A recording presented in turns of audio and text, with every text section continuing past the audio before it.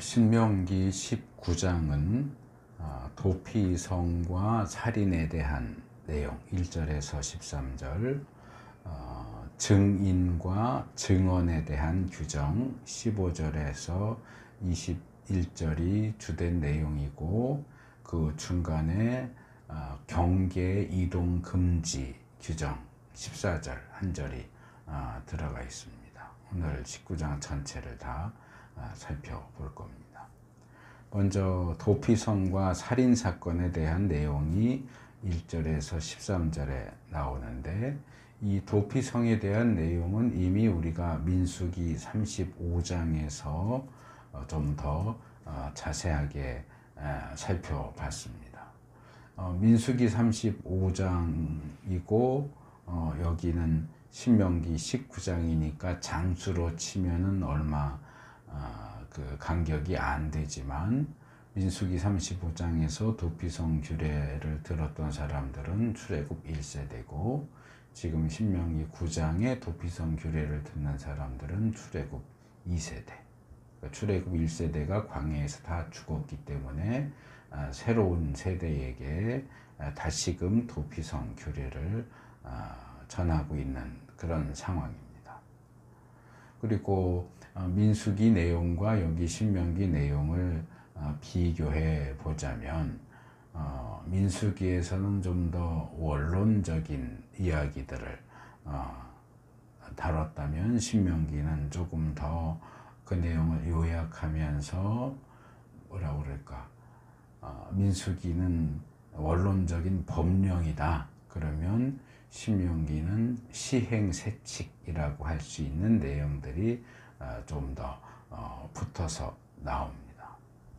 그래서 우리가 출애굽기, 레위기, 민수기에 이미 나왔던 내용이 신명기에 또다시 나온다 이럴 때는 뭐 이렇게 지루하게 자꾸 반복하나, 그렇게 생각할 것이 아니라 이게 중요한 내용이라서 다시 이야기하는구나 라고 생각을 하면서 봐야 됩니다. 앞에 나왔던 내용이 뒤에 또다시 나온다면 요건 중요한 부분이다, 꼭 지켜야 되는 내용이다, 이렇게 보시면 됩니다.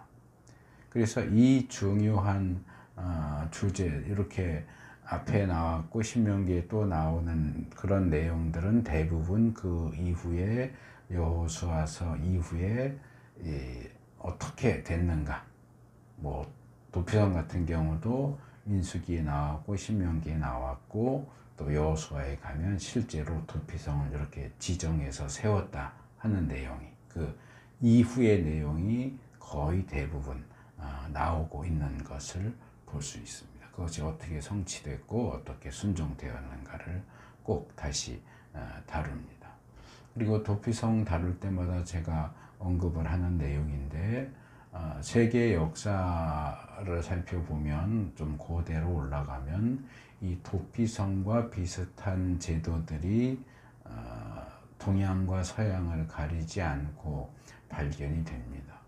우리나라 같은 경우는 이제 예전에 소도라고 하는 게 있었어요. 소도.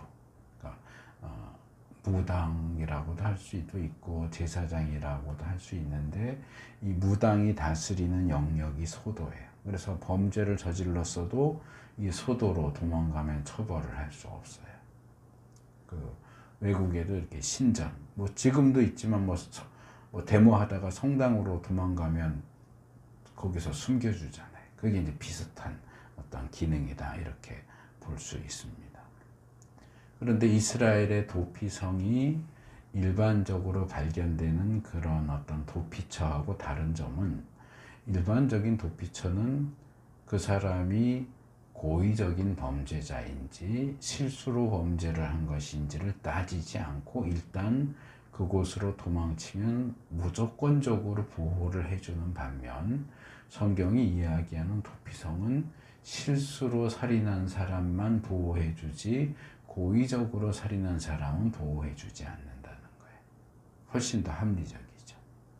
그리고 그들에 대해서도 실수를 했던, 고의적으로 했던 재판이 행해지고, 그 재판 결과에 따라서 어떻게 처리할 것인가. 또 그렇게 도망쳐 온 사람이 신분이 어떠냐, 왕족이냐, 평민이냐, 노예냐, 이런 신분에 따라서도 차별하지 않았다 하는 것들이 이 성경이 이야기하는 도피성의 어떤 독특한 측면이라고 말할 수 있습니다.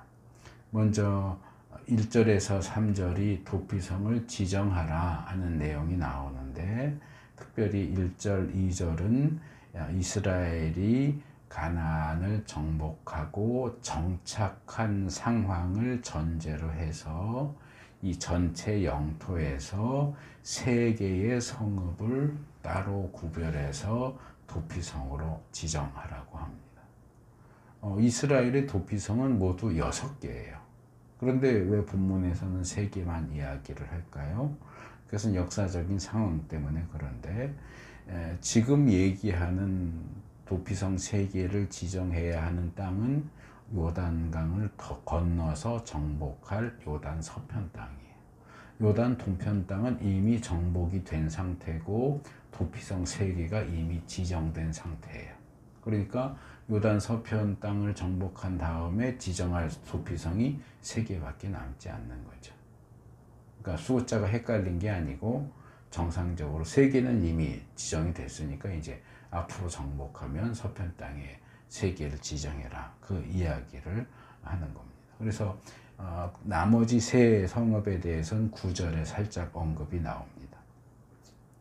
그래서 이 3절은 이 도피성을 기준으로 해서 요단 서편 땅 전체를 셋으로 구분을 하고, 이 세 지역 어디서든지 수월하게 도피성으로 피할 수 있는 그 위치에 도피성을 지정. 그러니까 그 세 지역 구역의 중앙 정도가 되겠죠. 그러니까 어디에 있든지 이제 도피성까지 가야 하는 거리는 다 비슷해지는 거죠. 그 사람이 남부에 있든 북부에 있든 중부에 있든 어느 위치에서 사건이 벌어졌더라도 도피성으로 피해야 한다고 할 때는 어느 이제 가까운 데로 가면 되는데 그 거리가 다 비슷해지도록 그렇게 도피성을 지정하고, 그 도피성으로 가는 길을 잘 닦아라, 정비해라. 그러니까 길을 정비하지 않아서 막 뭔가 걸려 넘어지고 뭐 움푹 패이고 뭐가 쌓여 있고 이래서 길의 도로 상황이 좋지 않아서 도피성으로 가는 도중에 붙잡히는 일이 없도록 도피성으로 가는 길은 늘 정비를 잘 해라. 혹시라도 도로 상태 때문에 붙잡히는 일이 없도록 도로를 잘 정비해라, 그렇게 이야기합니다. 그래서 이게 이제 말하자면 시행세칙, 앞에서 제가 시행세칙이라고 말한 건데, 자, 실수로 살인을 한 사람들을 보호하기 위해서 도피성을 지정해라. 이건 이제 법령이에요. 좋은 법령이죠. 근데 이 좋은 법령이 구체적으로 어떻게 관리하고 어떻게 시행해야 하느냐는 그런 시행세칙을 무시하거나 그게 제대로 완비가 되어 있지 않으면, 도피성은 도피성대로 지정을 해놨지만 실제로 도피성으로 피해서 그 효능을 얻는 것이 어려워질 수 있다. 그렇기 때문에 현대적으로 말할 때도 기본적으로 좋은 제도와 법을 만드는 것도 중요하지만 그 법이 제대로 시행되고 효과를 볼 수 있도록 지속적으로 관리하는 것도 필요하다. 법만 만든다고 끝이 아니고 법을 피해갈 수 있는 방법이 굉장히 많잖아요. 그러니까 그런 것들을 잘 들여다보면서 이 법이 원래의 취지대로 제대로 시행될 수 있도록 관리하는 것까지도 신경을 써라 하고 요구하는 겁니다. 4절에서 10절은 도피성의 목적이 뭐고 도피성과 관련해서 어떻게 정비해야 하고 또 도피성을 세우는 의도, 이렇게 3가지를 이야기합니다. 먼저 도피성의 목적은 4절에서 6절 상반절까지 나오는데, 도피성은 고의적인 살인자를 보호해 주는 것이 아니라 오직 실수로 살인을 저지른 사람만 보호해 주는 것이 도피성을 세우는 목적이다. 그래서 실수로 인해서 벌어지는 살인의 예를 몇 가지로 들고 있는데, 미워하지 않았는데 이웃을 뜻하지 않게 죽였다거나, 함께 나무를 베다가 도끼 머리가 자루에서 빠져나가서 거기에 맞아 죽었다거나, 그 외에 여기 다시 한번 나오는데 평소에 서로 미워하던 관계가 아니 사이좋게 잘 지내던 관계였는데 실수로 뭐 이렇게 툭 건드렸는데 미끄러져 넘어져서 떨어져서 죽었다든가. 그러니까 미워했다 그러면은 살해 의도를 생각할 수 있지만 그런 관계, 나쁜 관계가 아니었는데 어떻게 하다 보니까 실수로 사람이 죽었다. 그런 경우들에만 도피성에서 보호를 해준다 하는 겁니다. 근데 이제 이 실수로 살인을 한 사람이 도피성에서 보호를 받기 위해서는 두 가지 조건이 충족돼야 돼요. 첫 번째로는 그 살인 사건이 과실치사다. 의도적인 살인이 아니라 실수에 의한 살인이어야 한다 하는 것과, 또 하나는 도피성으로 도피성으로 피해야 한다. 나 실수로 죽였어 하고 도피성으로 안 피하면 그 죽은 사람의 인척이 와서 복수를 해도 할 말이 없어져요. 그러니까 실수로 살인을 했어도 반드시 도피성으로 피해야만 보호를 받을 수 있지, 실수로 살인했기 때문에 나 괜찮아 라고 멀쩡히 그냥 있으면 이 사람은 보복의 대상이 될 수밖에 없어요. 그래서 도피성을 지정하는 조건이 6절 하반절과 7절에 추가되는데, 도피성까지의 거리가 너무 멀면 안 된다. 이건 이제 첫 번째 단락에서 이미 얘기했던 부분이죠. 도피성까지 너무 멀면 가다가 중간에 잡힐 가능성이 있어요. 그러니까 어디서든지 손쉽게 도피성으로 접근할 수 있어야 하고, 그래서 이 세 성읍을 선택할 때는 이 요단 서편 전체 영토 어느 곳에서든지 쉽게 갈 수 있는, 말하자면 교통의 요지, 쉽게 갈 수 있는 그곳에 위치를 정해야 하고, 3절에서 거기까지 가는 도로를 잘 정비해라 하는 것과 이제 같은 목적을 가진 시행 세칙입니다. 셋째로 8절에서 10절은 하나님께서 도피성을 세우시는 의도가, 하나님 왜 도피성을, 목적에도 나오긴 했지만 하나님의 의도가 나오는데, 핵심적인 부분인 10절을 보면 죄 없는 사람이 살인죄를 지고 죽는 일이 없도록 하여야 하기 때문이다.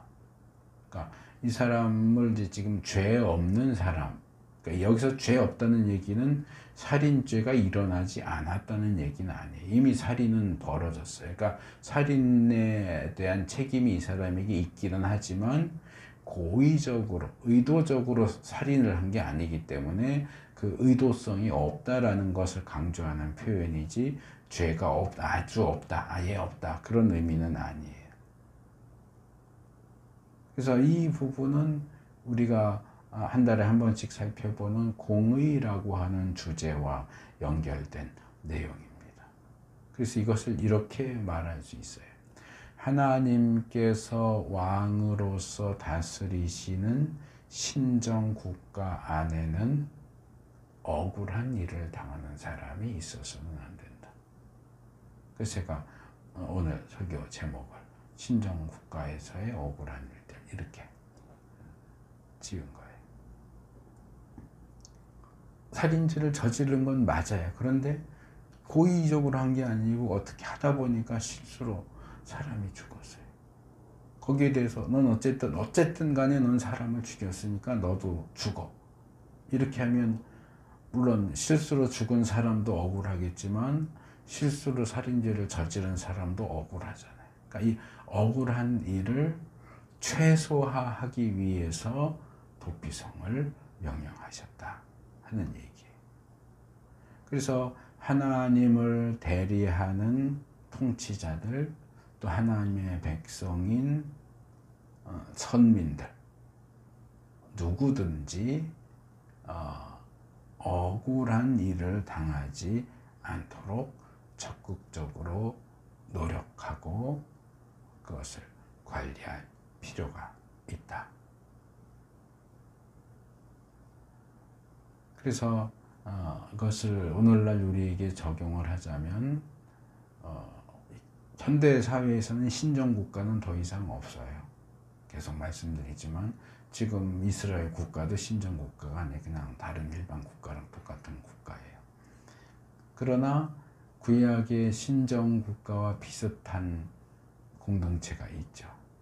그게 뭐예요? 교회예요. 하나님의 공동체인 교회 안에서 억울한 일이 일어나면 안 된다.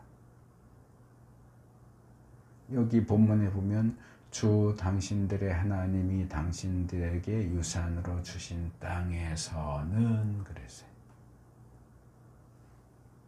그러니까 구약의 신정국가인 구약 이스라엘과 비슷한 것이 신약으로 넘어오면 교회가 되는 거죠. 하나님이 우리에게 유산으로 주신 그 땅 안에서는 억울한 일이 있어서는 안 된다. 그리고 그 하나님의 통치를 받는 하나님의 백성인 우리가 발 디디고 사는 이 땅 어디에서도, 우리의 가정에서도, 우리의 직장에서도, 우리가 살고 있는 지역 공동체 안에서도 억울한 일을 당하는 사람들이 없도록 관심을 가지고 지켜봐야 한다. 방관하면 안 된다. 여기 10절 하반절에 보면 그것을 방관하고 억울한 일이 일어나도록 그냥 방치한다면 그러면 살인죄 때문에 당신들이 책임을 지는 일은 없을 것이다 라고 말하는데, 이거 뒤집으면 그럼 억울한 일들을 그냥 방관하고 방치하면 언젠가는 너희가 그것에 대한 책임을 지게 될 것이다. 내가 직접 그 일을, 그 상대를 억울하게 만들지 않았어도 누군가가 억울한 일을 당하는 걸 보면서도 돕거나 뭔가 조처를 취하지 않고 방관만 하고 있다면 언젠가는 너도 억울한 일을 당하게 될 것이다.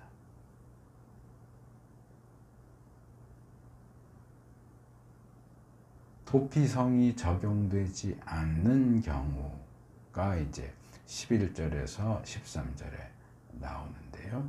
고의적으로 살인을 행해 놓고서는 실수로 살인한 것처럼 도피성으로 피신할 경우, 민수기에서는 그런 사람은 반드시 죽이고 속전을 받지 말아라.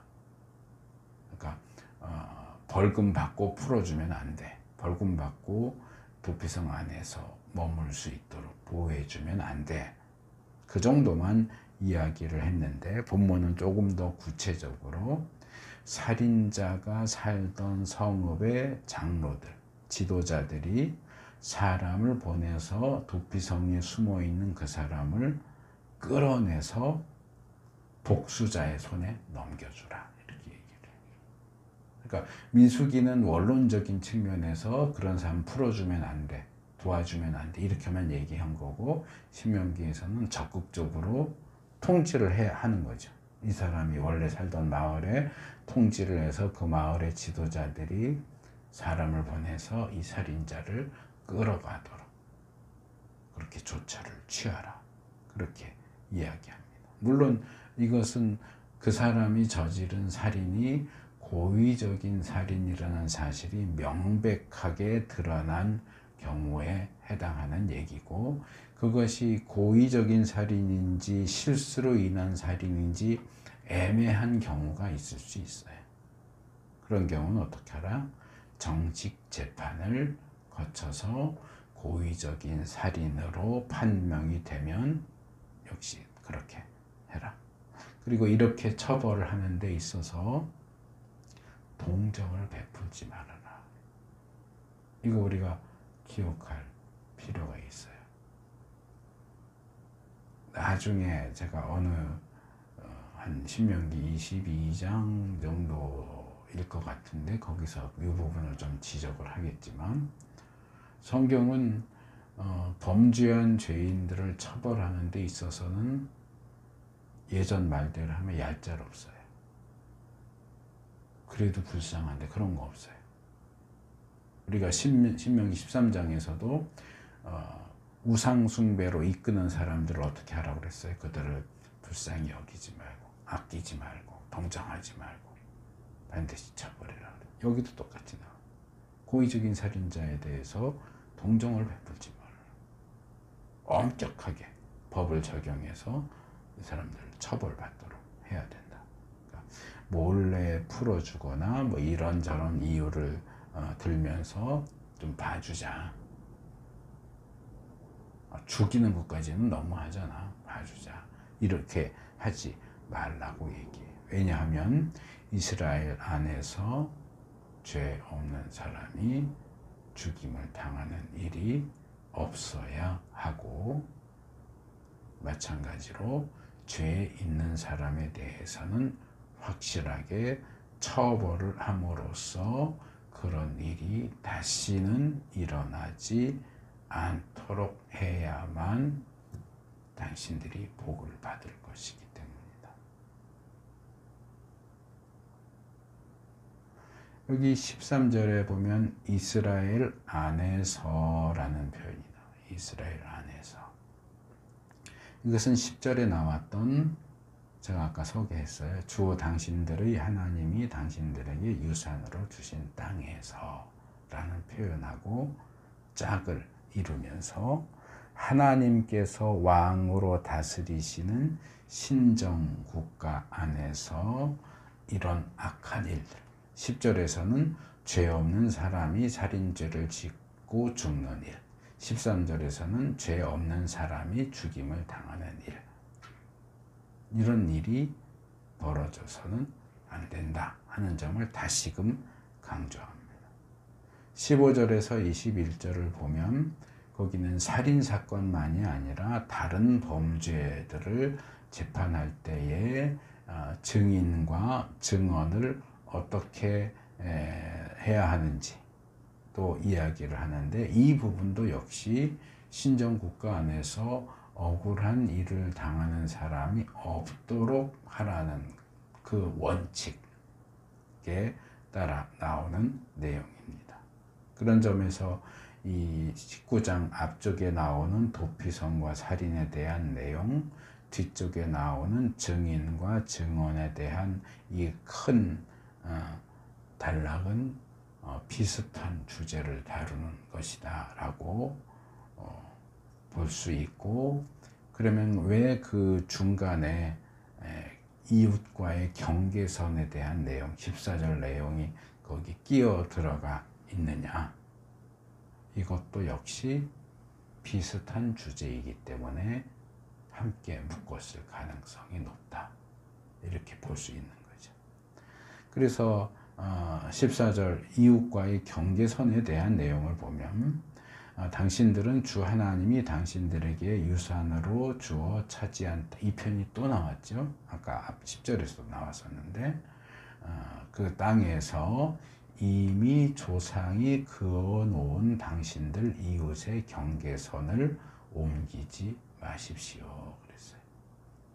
하나님이 다스리는 신정국가 안에서는 조상 때부터 내려왔던 그 토지, 땅의 경계, 이미 그어져 있는 경계선을 옮기면 안 된다 라고 얘기를 해요.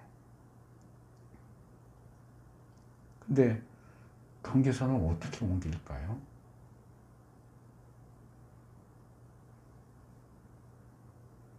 저희가 처음 여기 이사 왔을 때는 좀 여기 나무 펜스 있는 그 뒤에까지도 이렇게 밭이 이렇게 길게 있었고, 그 밑에가 이제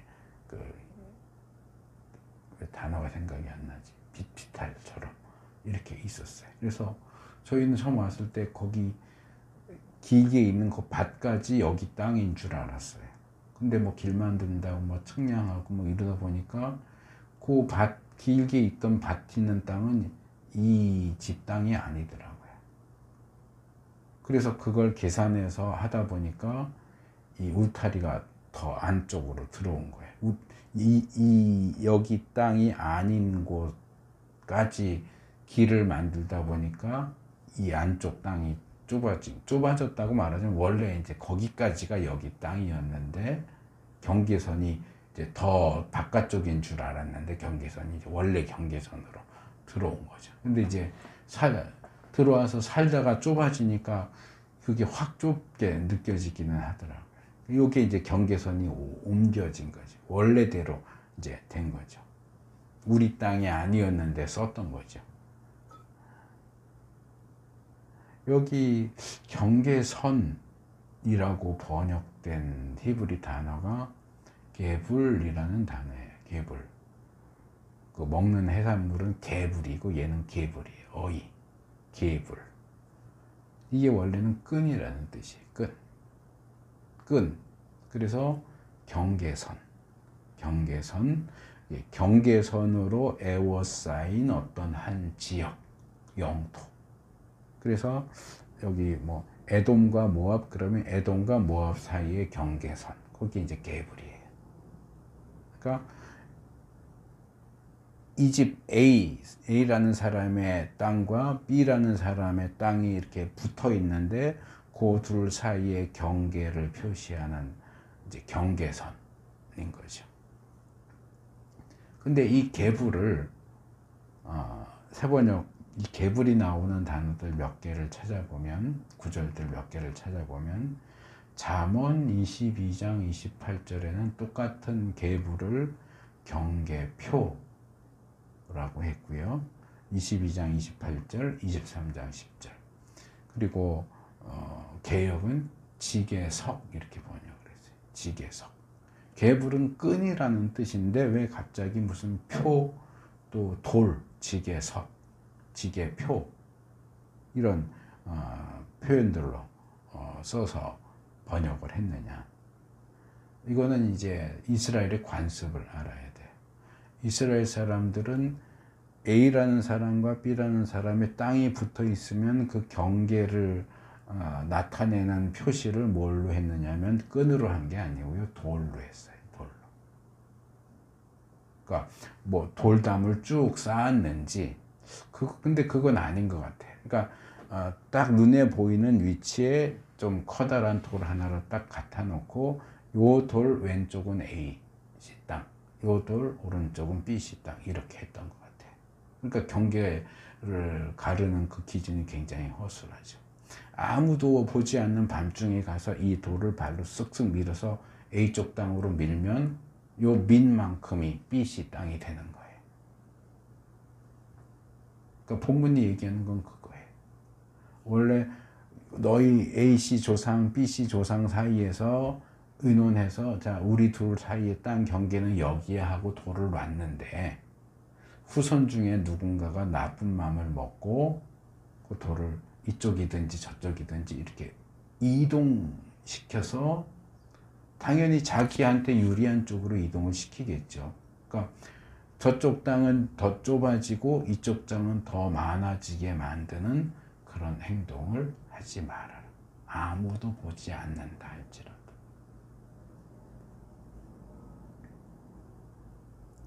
여호수아서를 제가 쭉 묵상하면서 새롭게 발견한 것 중에 하나가, 이제 여호수아서를 볼 때는 이 성경 지도를 많이 봐야 돼요.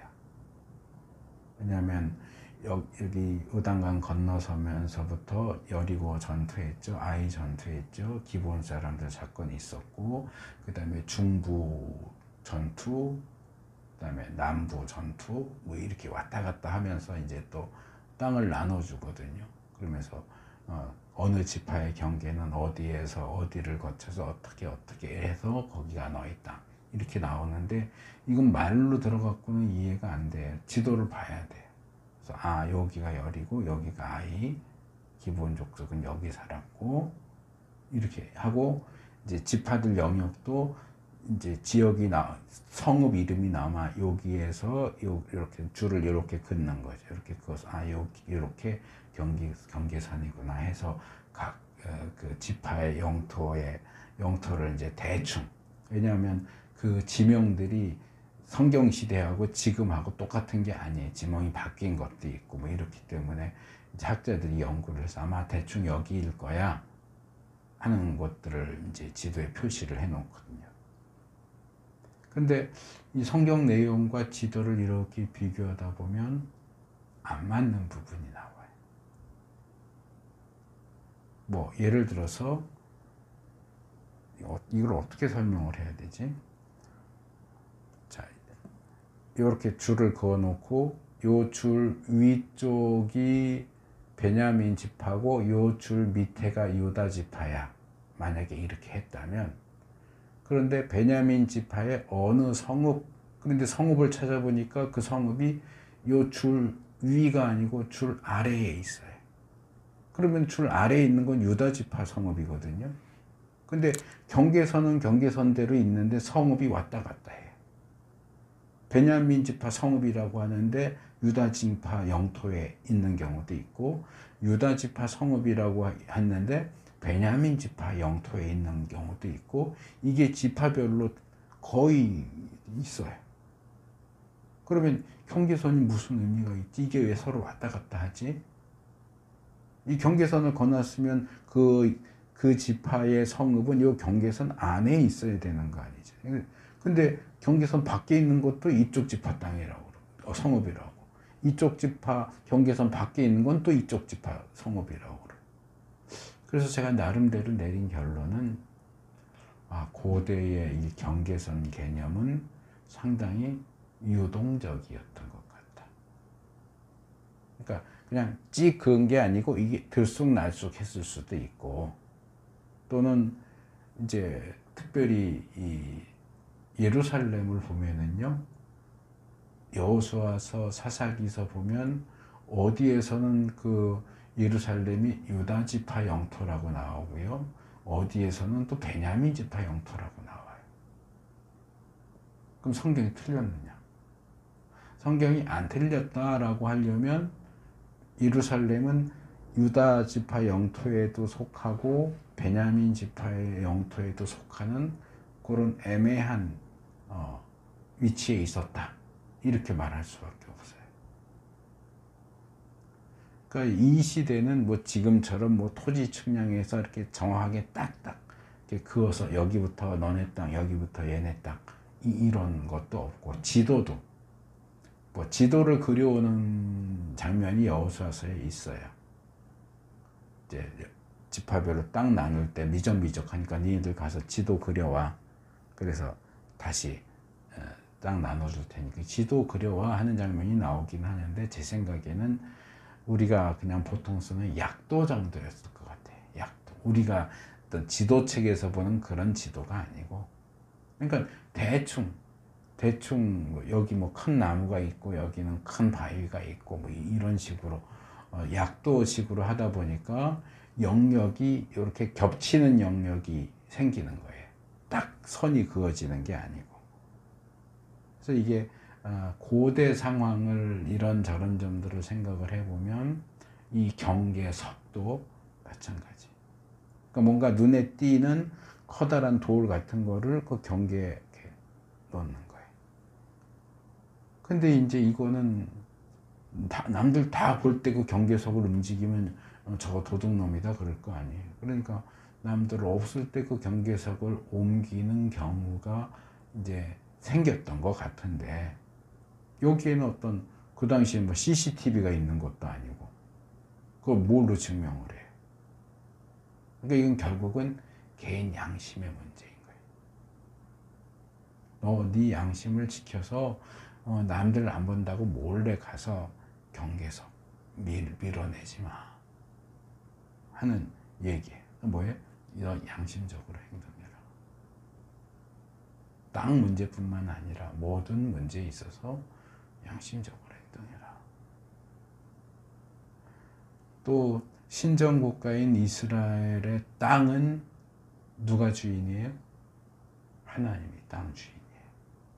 지파들에게 또 가문별로 집반별로 땅을 나눠주긴 하지만 그 땅 주인은 하나님이기 때문에 뭘 못해요? 그 땅에 사는 사람들이 자기들 마음대로 땅을 매매할 수가 없어요. 저희가 여기 전세 월세로 들어와서 살고 있는데 저희가 이 땅을 저희 마음대로 매매할 수 있어요? 땅 주인도 아닌데? 그러면 그건 사기죠. 그래서 성경 구약에는 이 부분이 많이 언급되는데 땅의 주인은 하나님이에요. 그렇기 때문에 그 땅에 이스라엘이 들어와서 살도록 다 이렇게 구획해가지고 나눠주긴 했지만 여전히 주인은 하나님이기 때문에 너희는 그 땅을 팔 수 없다.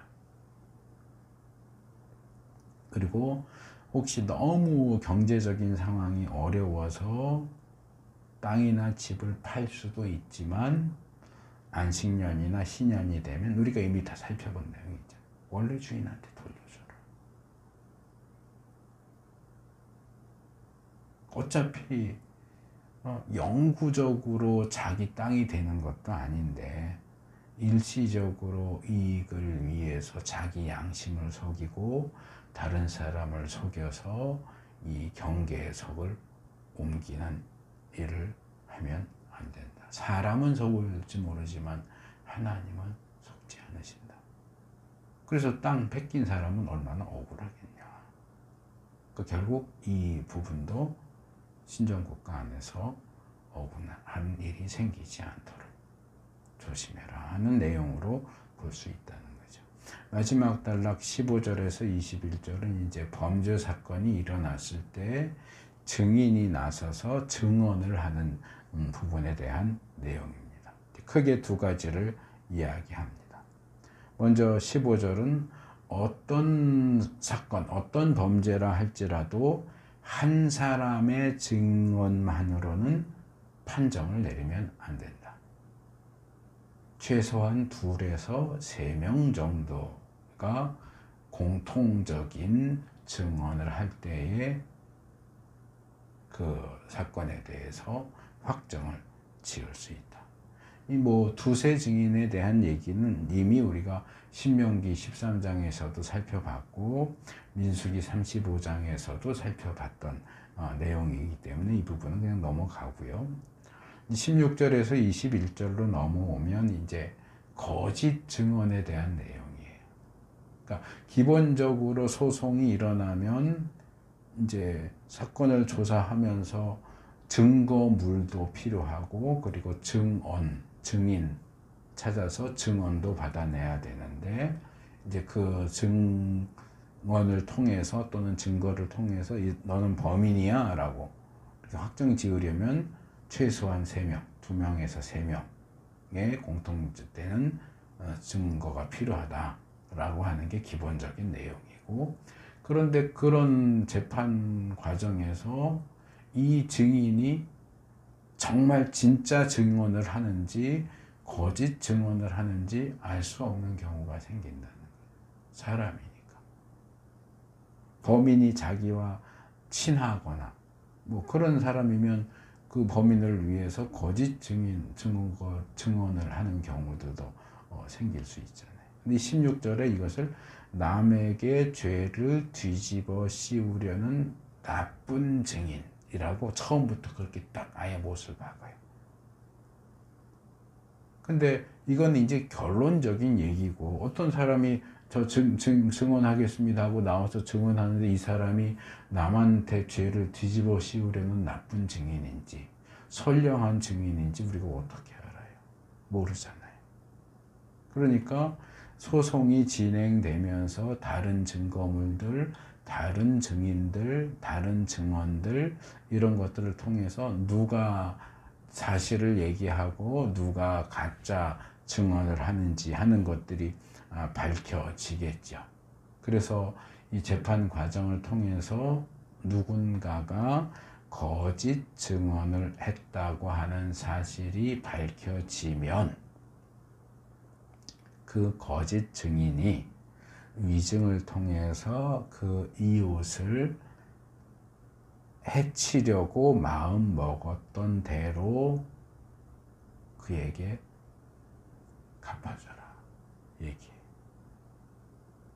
이것은 몇 번 소개했지만 거짓 증인에게도 동해보복법, 렉스 탈리오니스, 동일한 해를 입혀서 보복하는 법, 동해보복법. 21절에 더 구체적으로 나오죠. 목숨에는 목숨으로, 눈에는 눈으로, 이에는 이로, 손에는 손으로, 발에는 발로. 그러니까 뭐 이스라엘에도 그런 법이 있는지 모르지만 아랍권에는 그런 거 있잖아요. 도둑질한 사람은 뭐 손목을 자른다. 그 도둑질 안 했는데 도둑질 했다고 거짓 증언해서 저 사람 손목 잘라야 됩니다. 만약에 이렇게 했다. 그러면 이 거짓 증인이 저 사람의 손목을 자르려고 했으면 거짓 증언한 사람의 손목을 자르려는 거예요. 저 사람 죄 지었으니까 죽여야 됩니다 라고 했으면, 거짓 증언했다면 그 거짓 증언한 사람을 죽이라는 거예요. 해코지 하려고 했던 그대로 되돌려줘라. 본문은 이것을 이제 법적인 처형, 처벌과 관련된 법으로 이야기했는데, 적용을 했는데, 이걸 다른 측면으로 적용하신 분이 예수님이에요. 예수님이 누가복음 6장 31절에서 이렇게 말씀하시죠. 너희는 남에게 대접을 받고자 하는 대로 남을 대접하여라. 너 남에게 존중받고 싶냐? 그럼 너가 먼저 남을 존중해. 너는 남한테 쌍욕하면서 상대방은 너를 존중하기를 바래? 그건 말이 안 되는 거지. 너 저 사람 돈 사기쳐서 뜯어먹으려고 했냐? 너 남한테 네 돈 뜯기는 거 싫지? 그럼 너도 다른 사람 돈 뜯어먹으려고 하지 마. 네가 소중하게 여기는 거 누가 훔쳐가면 넌 좋겠냐? 너 남의 거, 남이 소중히 여기는 거 훔치지 마. 너가 대접받고자 하는 대로 남에게 그렇게 해야지.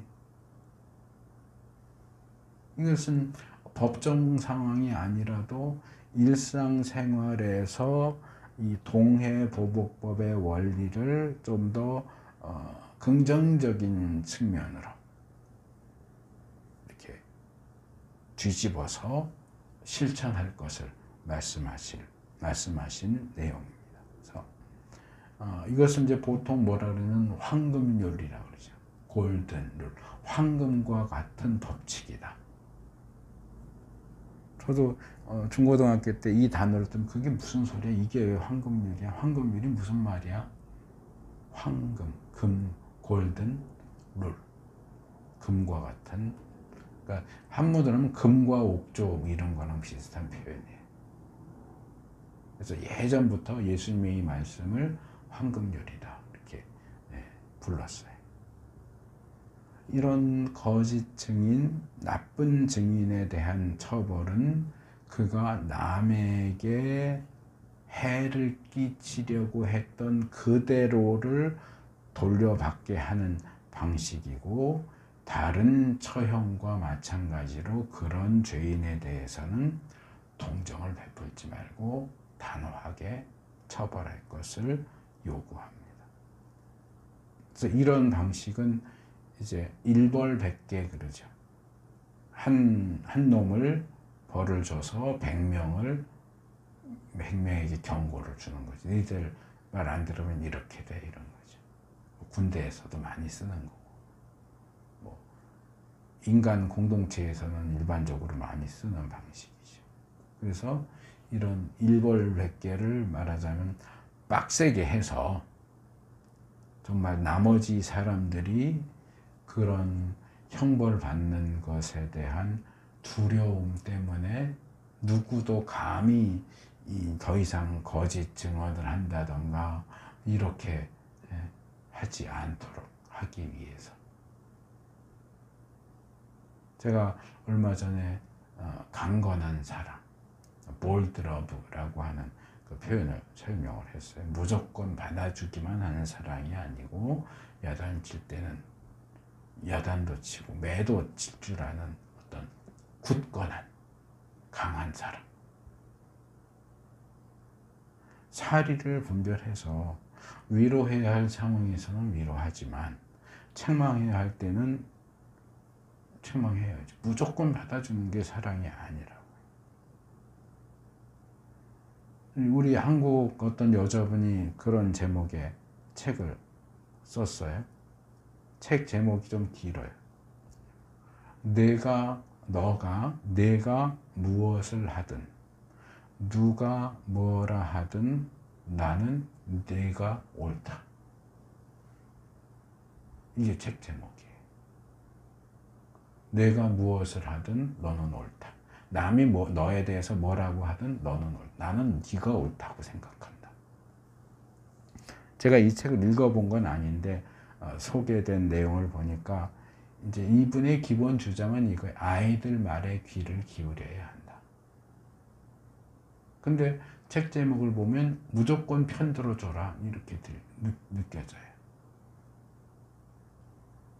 너가 무슨 짓을 해도 나는 네 편이고 너가 무슨 짓을 해도 나는 네가 옳다고 생각해. 다른 모든 사람이 너를 비난해도 나는 너가 옳다고 생각해. 이게 아이들의 말에 귀를 기울여 주는 거예요.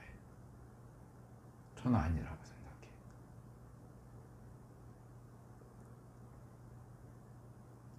우리가 재판과 관련해서는 이 재판관의 역할이 굉장히 중요하다 하는 것을 몇 차례 살펴봤습니다. 그런데 이 재판에 있어서는 재판관만 중요한 게 아니라 증인도 중요합니다. 이 당시에는 뭐 검사, 변호사 이렇게 딱 역할이 나눠져 있던 게 아니니까 그냥 주로 재판관이 다 이렇게 했겠죠. 그리고 본인이 변호를 한다거나 증인이 뭐 증언을 한다든가 뭐 이런 식이었을 텐데 그러다 보니까 이 증인의 역할이 굉장히 중요해요. 근데 이 소송, 재판이라고 하는 것이 애초에 서로의 이해와 이득이 걸려 있고 그것이 서로 상충하기 때문에 발생하는 거잖아요. 서로 그럼 그렇게 합시다 양보하고 납득이 되면 재판할 필요가 없죠. 근데 서로 나도 양보 못한다 너도 양보 못한다 이러니까 그러면 해갖고 재판을 하는 거란 말이에요. 그러니까 일단 재판이 시작되면 어떻게든 간에 자기에게 유리한 판결이 내려지게 하려고 온갖 수단을 하겠죠. 재판장에게 뇌물도 주려고 할 거고 가짜 증인도 만들어서 데려오려고 할 거고. 근데 그런 상황에서 하나님의 백성은 그의 신앙 양심에 어긋나는 방식으로 행동해서는 안 된다. 네가 이득을 얻기 위해서 거짓을 내세우면 안 된다.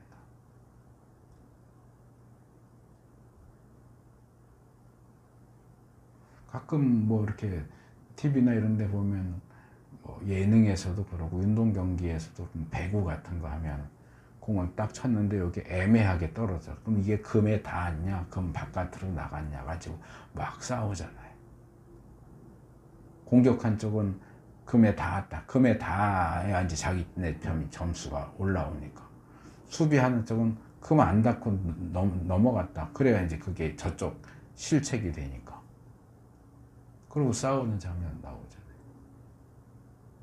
그리고 뭐 현대면은 비디오 판독하면 되죠. 그 장면만 딱 보면 이게 공이 금에 닿았는지 바깥으로 나갔는지 나올 텐데 그런 게 없는 상황에서는 주변에서 본 증인들의 말이 절대적이죠. 당사자들의 이야기야 여러 가지 정황들을 놓고 해야지 이쪽 피고 원고 쪽에서는 다 자기가 옳다고 할 텐데 그 말을 100% 받아들일 수 없잖아요. 그러니까 당사자들의 말보다도 증인들의 증언이 더 중요한데, 이 부분에서 우리가 하나 더 기억할 게 있는데, 그게 뭐냐 하면, 구약에서의 재판은 일반적으로 재판장들이 하지만 가끔 중앙성소에서의 재판처럼 제사장이 거기 관여하기도 하고요. 그리고 구약 이스라엘에서 재판에서는 증언을 할 때 지금 세상 법전에서도 선서하잖아요. 증인을 세우면 뭐 이렇게 선서해가지고 나는 진실만을 말할 것은 선서합니다. 거짓 증언을 했을 경우에는 처벌받을 것을 뭐 인정합니다. 수락합니다. 뭐 이렇게 하고서 증언을 하잖아요. 고대 이스라엘 사람들은 증언할 때 뭐 했을까요? 하나님의 이름으로 맹세하고 증언을 하는 거예요. 나는 하나님 앞에 진실만을 말할 것을 맹세합니다 하고 증언을 한단 말이에요. 근데 그 상황에서 하나님 이름으로 진실만을 말하겠다고 해놓고 거짓말을 하는 건 뭐예요? 하나님의 이름을 망령되이 일컫는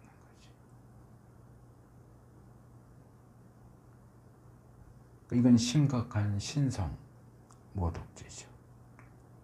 하나님의 이름을 망령되이 일컫는 신성 모독죄이고, 또 다른 십계명, 구계명, 거짓 증언하지 마라 하는 계명에도 어긋납니다.